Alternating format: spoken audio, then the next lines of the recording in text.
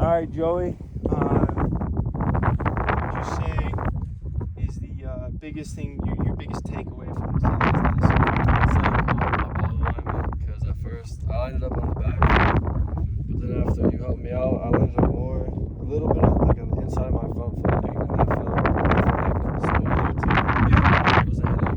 When I was on my back foot, when I was going back to hit it, I feel like I was hitting down on it.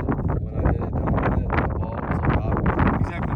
We kind of talked about like when you hit down on it, it's gonna want to like spin and skip almost, and not have backspin, like jump instead of roll forward.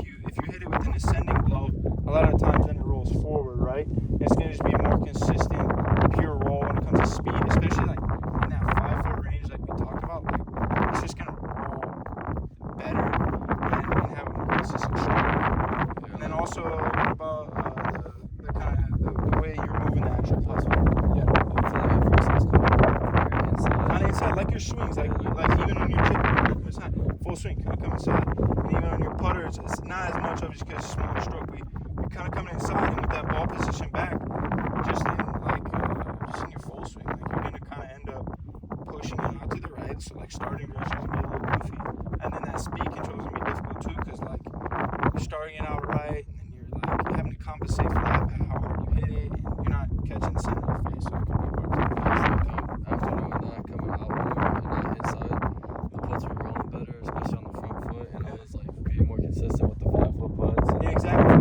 Yeah. before I couldn't really make a 5-foot putt consistent, but now I feel like it's starting to roll better, roll smoother.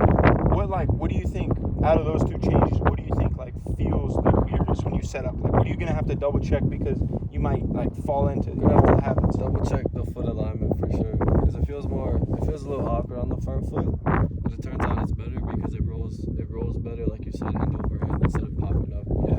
Do you line up your putts?